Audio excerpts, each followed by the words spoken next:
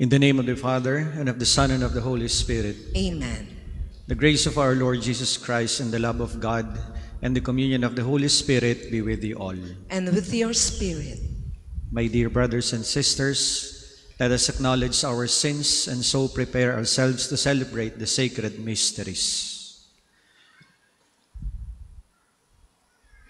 We all say, I confess To Almighty God, and to you, my brothers and sisters, that I have greatly sinned in my thoughts and in my words, in what I have done and in what I have failed to do, through my fault, through my most grievous fault.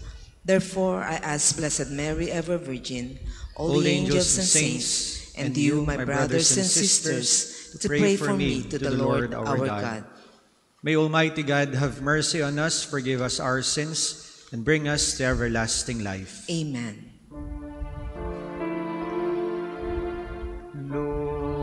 Lord, have mercy. Lord, have mercy. Christ, have mercy. Christ, have mercy. Lord, have mercy. Lord, have mercy. Let us pray. Attend to the pleas of your people with heavenly care, O Lord, we pray, that they may see what must be done and gain strength to do what they have seen. Through our Lord Jesus Christ, your Son, who lives and reigns with you in the unity of the Holy Spirit, one God, forever and ever. Amen.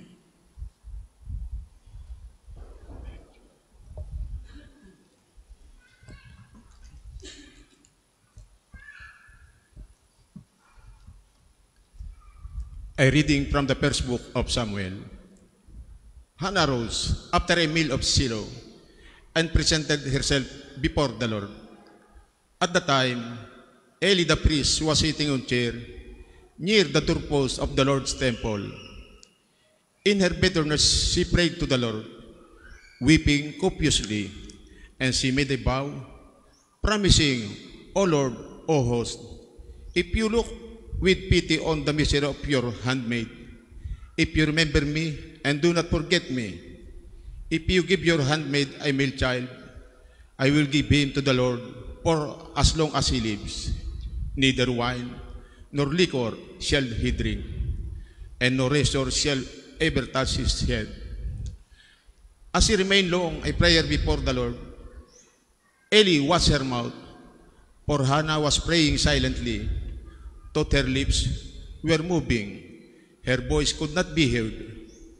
Eli, thinking her drunk, said to her, How long will you make a drunken show of yourself?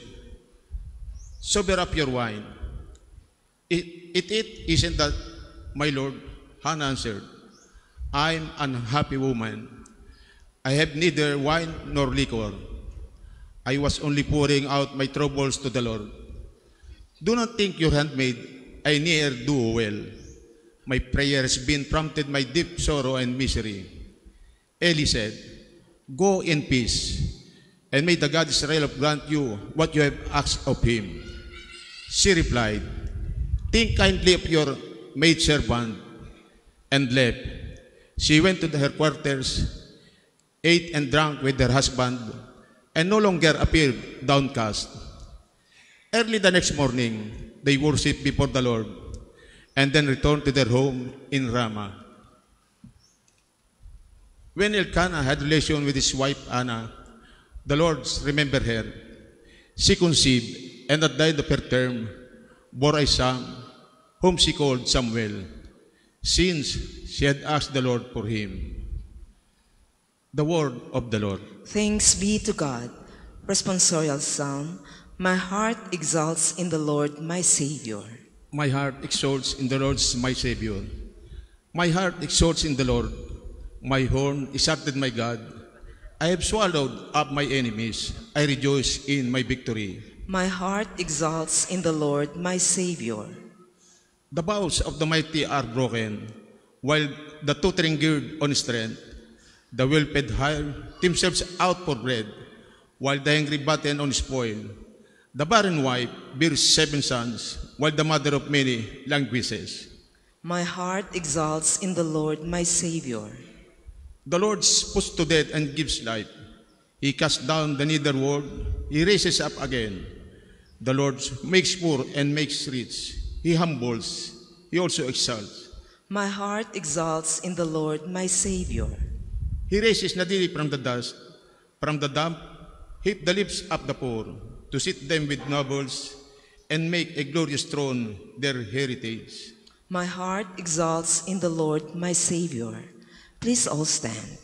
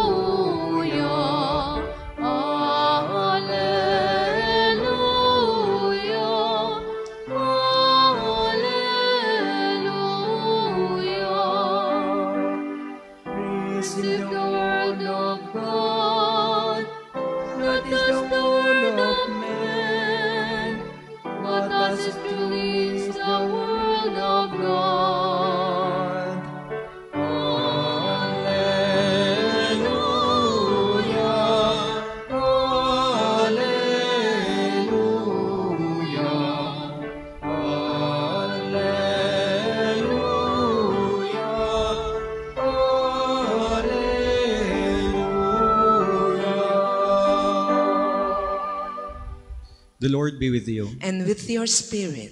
A proclamation of the Holy Gospel according to Mark. Glory to you, O Lord. Jesus came to Capernaum with his followers, and on the Sabbath he entered the synagogue and taught.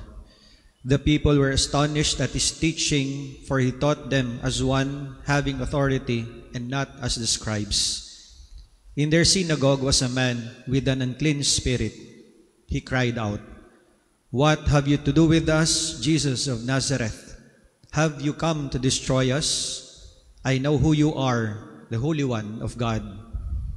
Jesus rebuked him and said, "Quiet, come out of him." The unclean spirit convulsed him, and with a loud cry came out of him. All were amazed and asked one another, "What is this? A new teaching with authority. He commands even the unclean spirits, and they obey him." His fame spread everywhere throughout the whole region of Galilee. Beloved brothers and sisters, this is the gospel of the Lord. Praise to you, Lord Jesus Christ. Magandang hapon po sa inyong lahat. Magandang hapon po, Father. At welcome po sa National Shrine ni Saint Padre Pio. Have you ever wondered kung bakit why is Pope Francis is a very, very influential person? Or maybe si Mother Teresa of Calcutta, you know her very much. Isang madre sa India na very popular. So have you ever wondered why these two people are very, very influential? And I guess the simple reason is this, na kapag sila ay talagang nagtuturo, nagsasalita, it is always with authority. Kaya ganun sila ka-influential. At if we could ask, saan kaya nanggagaling yung parang authority nila kapag sila nagsasalita? The simple reason is, when they are preaching, they are practicing what they are preaching. Kung ano yung tinuturo nila ng dalawang taong ito, yun din ang very, very evident. May embodiment sa buhay nila yung kanilang tinuturo. So halimbawa po, when Mother Teresa says, "Love the poor," kita naman natin sa buhay niya. Mahal na mahal niya ang mga mahihirap. Tinutulungan niya ang mahihirap. The same with Pope Francis. When Pope Francis speaks about loving the poor, it is embodied in His life. At gano'n na lang ang kanyang pagmamahal sa mahihirap. Now, wag na po tayong lumayo. Saint Padre Pio. Saint Padre Pio is a very, very influential saint. Maybe because of the healing stories through his intercession, pero higit pa po doon sana o siguro yung dahilan kung bakit Saint Padre Pio is very, very influential. The same reason. Because when Padre Pio speaks, he speaks with authority and he lives what he is speaking. He also practices what he preached in such a way that when Padre Pio is teaching about the love for Eucharist, love for the Mass, kitang-kita ito sa buhay niya. Very evident sa buhay niya yung pagmamahal sa misa. Kaya nga kahit hirap na siya nung may mga sugat na sa kanyang kamay, he still continues to celebrate the Eucharist. At kitang-kita natin na kapag nagsasalita itong 3 taong binanggit natin, yung kanilang sinasabi, maliwanag na nakikita sa kanilang buhay. And this is the very important reminder of the gospel that we have read earlier, na in order to teach people, it's not so much on the words that we speak, pero higit sa lahat, doon sa magagandang halimbawa na nakikita sa atin. Na kapag tayo nagsasalita, dapat yung sinasabi natin ay nasasalamin sa ating buhay at mga gawa. Why was Jesus, why do the people in our gospel had the impression of the authority of Jesus? Bakit nila nasabing, for He taught them as one having authority and not as the scribes? Simple lang po ang dahilan. Because the word that Jesus is telling the people is embodied in His life. Yung kanyang sinasabi ay nakikita mismo sa kanyang buhay. And remember, when you speak of theology, si Jesus ang salita na nagkatawang tao. Kaya yung kanyang salita may kapangyarihan sapagkat nakikita sa kanyang buhay at yung salita na kanyang itinuturo sa kanyang katauhan ay nagkatawang tao. In such a way that the evil spirit is listening to Him. In such a way that the evil spirit recognizes Jesus' authority. Kaya nga nung sinabi ni Jesus na, quiet, come out of him, ang masamang espiritu sa tao, kaagad na umalis. Why? It is because of Jesus' authority. It is because He is the Word made flesh. Ang kanyang sinabi ay nakikita sa kanyang buhay. Kaya mga kapatid, tulad ng binanggit ko po kanina, this is a challenge for all of us. By virtue of our baptism, we are called to teach. We are called to bring people to God. Madali hong magsalita, madaling magturo. Pero ang challenging ay yung makita sa ating buhay, yung ating tinuturo. Mas madali daw turuan ang isang bata sa pamamagitan ng magandang halimbawa kaysa maraming salita. Sapagkat mas tumatatak sa isip at puso ng isang tinuturuan kapag ito'y nakikita niya sa magandang halimbawa at pagsasabuhay noong nagtuturo sa kanya. Sabi ko nga po kanina, it is the primordial challenge for us, kami bilang pari.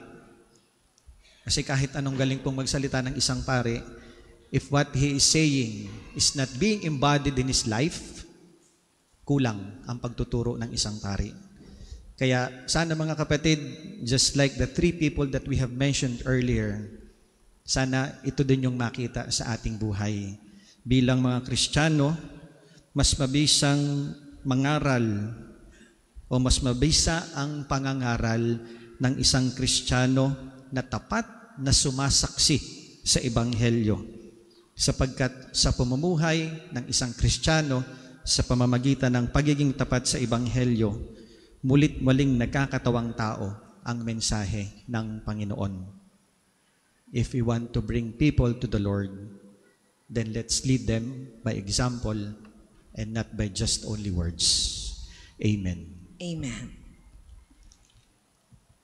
For those with envelope offerings, you may drop them at our collection baskets.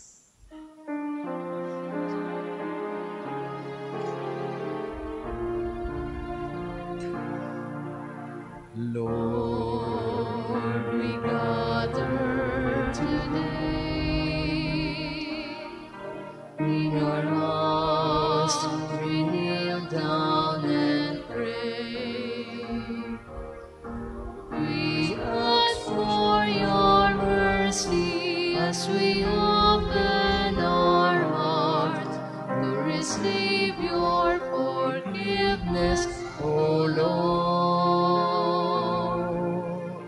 Lord, we live up to you. All these gifts we offer for your glory. We live this living bread, we will drink this saving cup and feel your presence, O Lord.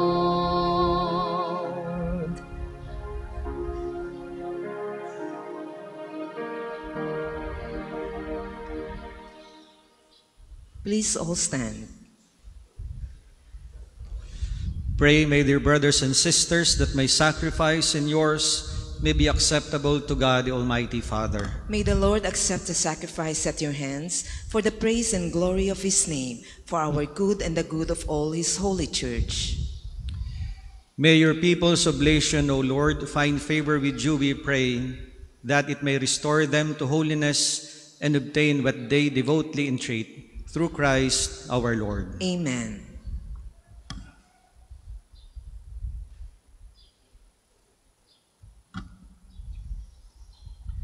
The Lord be with you. And with your spirit. Lift up your hearts. We lift them up to the Lord. Let us give thanks to the Lord our God. It is right and just. It is truly right and just, our duty and our salvation, always and everywhere to give you thanks, Lord, Holy Father, Almighty and eternal God.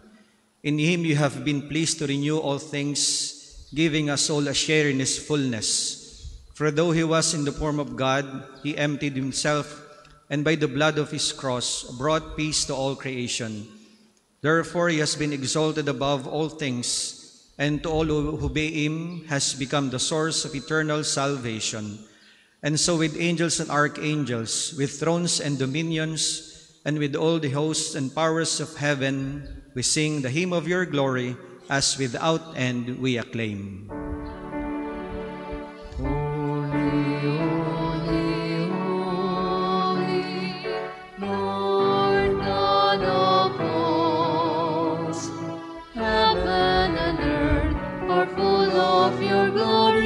Hosanna in the highest.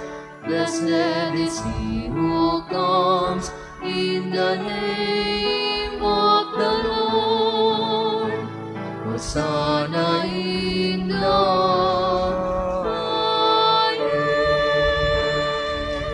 highest. For those who cannot kneel, please remain standing with reverence. You are indeed holy, O Lord, the fount of all holiness. Make holy, therefore, these gifts, we pray, by sending down your Spirit upon them like the dewfall, so that they may become for us the body and blood of our Lord Jesus Christ. At the time he was betrayed and entered willingly into his passion, he took bread and giving thanks, broke it, gave it to his disciples, saying, "Take this, all of you, and eat of it. For this is my body, which will be given up for you."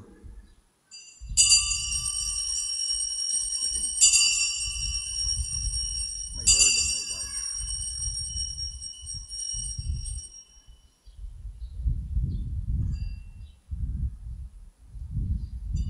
In a similar way, when supper was ended, he took the chalice, and once more giving thanks, he gave it to his disciples, saying, "Take this, all of you, and drink from it, for this is the chalice of my blood, the blood of the new and eternal covenant, which will be poured out for you and for many for the forgiveness of sins. Do this in memory of me."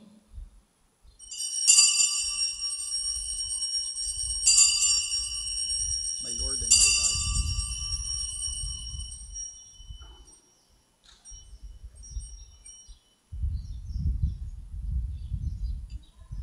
The mystery of faith.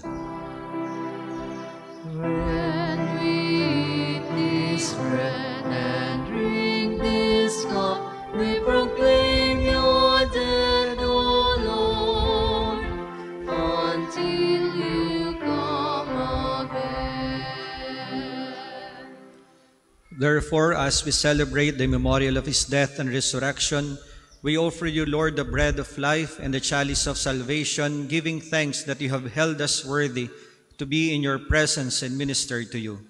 Humbly we pray that partaking of the body and blood of Christ, we may be gathered into one by the Holy Spirit. Remember, Lord, your church spread throughout the world, and bring her to the fullness of charity, together with Francis, our Pope, Gilbert, our Bishop, and all the clergy. Remember also our brothers and sisters who have fallen asleep in the hope of the resurrection, and all who have died in your mercy. Welcome them into the light of your face. Have mercy on us all, we pray, that with the Blessed Virgin Mary, Mother of God, with Saint Joseph, her most chaste spouse, with the blessed apostles, and all the saints who have pleased you throughout the ages, we may merit to be co-heirs to eternal life, and may praise and glorify you through your Son, Jesus Christ.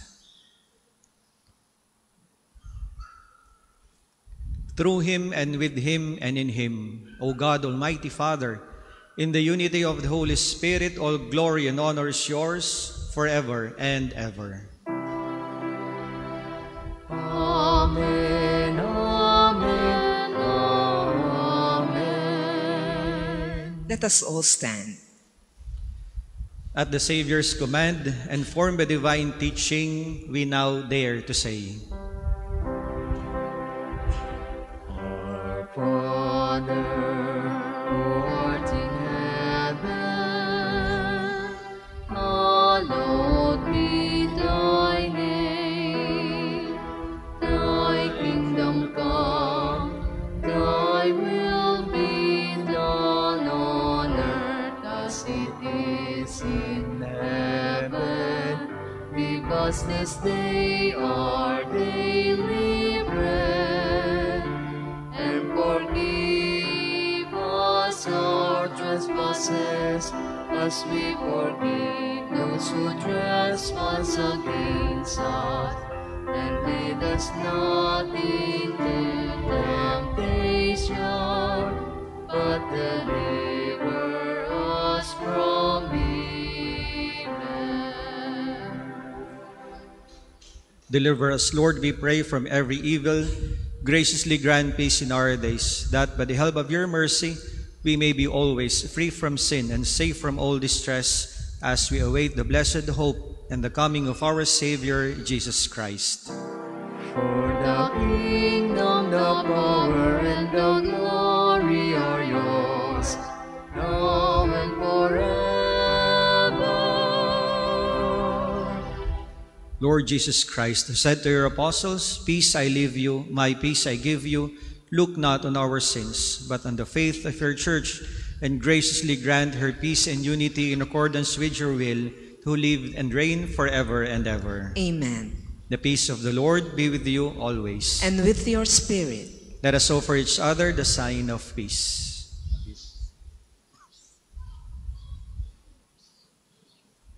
Lamb of God, you take away the sins of the world.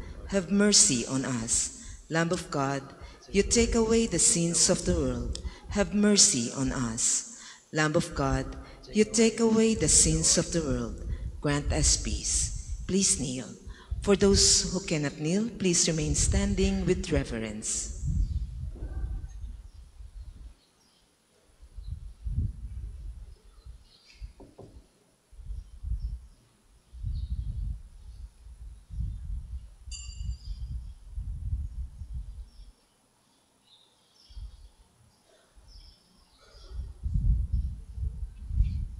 Behold the Lamb of God. Behold him who takes away the sins of the world.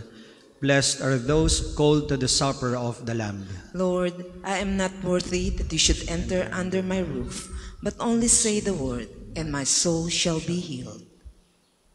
May the body and blood of Christ keep me safe for eternal life.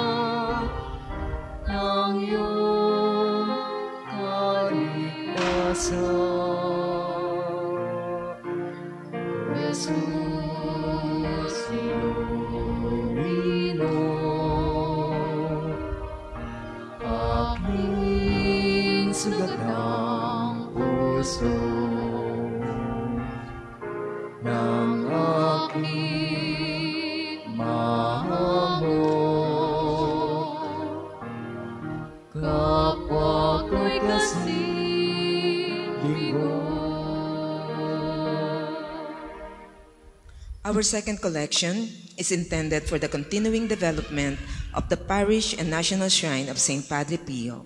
Thank you for your generosity.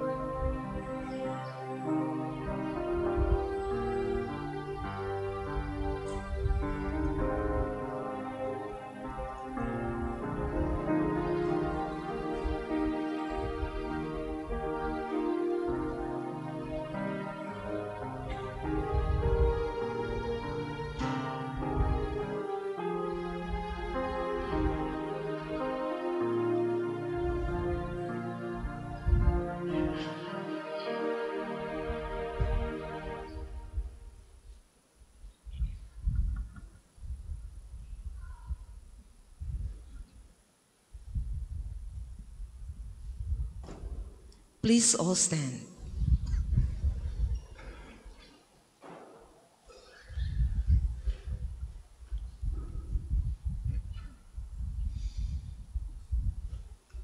Let us pray.